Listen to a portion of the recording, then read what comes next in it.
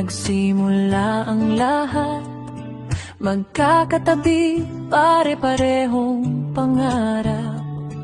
May baon mang kulang o papel na punit. Magkakasama, sapat na ang nangiti.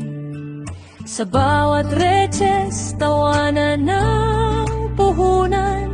Mga lihim na pangarap, sabay pinanghawakan. Hindi pa namin alam ang salitang paalam.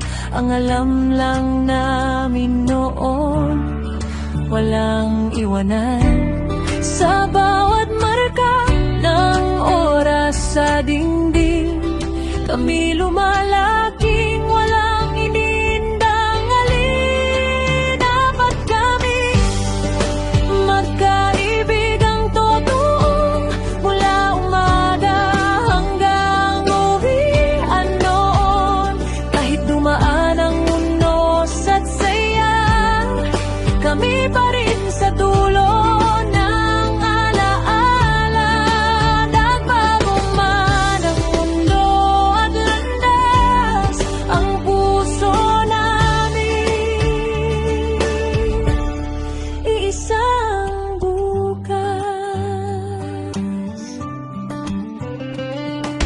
High school days, puro kalokohan. Takas sa klase, kwentuhan sa ulan. Mga pangarap na parang bituin. Akala namin kayang abubin. May yakan, may tampuhan din. Pero sa huli, kami pa rin. Sa bawat problema, may kamay na hahawak. Sa bawat takot, may kaibigang yayakap. Hanggang sa dumating ang araw ng hiwalay. College na ang tawag, kanya-kanyang buhay. Dapat kami, kahit magkakalayo, may dalawang naiwan, may dalawang lumayo. May pamilya na, may trabaho at pangalan, pero pa rin ang tawanan. Madalang man ang pagkikita ngayon, hindi kailanman nawala ang samahan noon. Dalawa sa Pilipinas, dalawa sa iba yung dagat.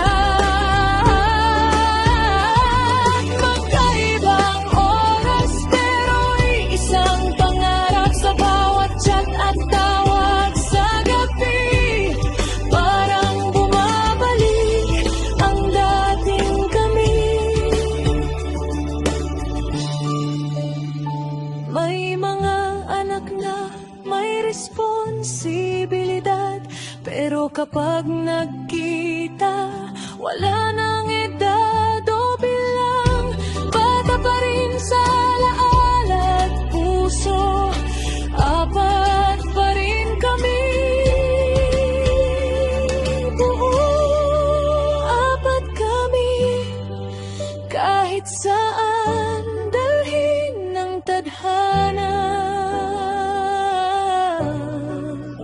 Kahit anong layo, di napuputol ang taya.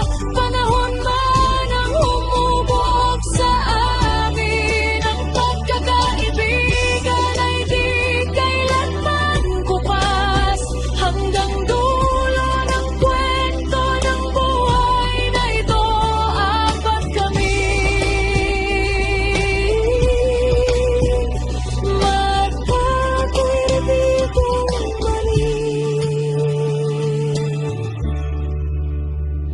at kapag dumating ang araw ng uwian, sa isang mesa muli kaming magsasama-sama.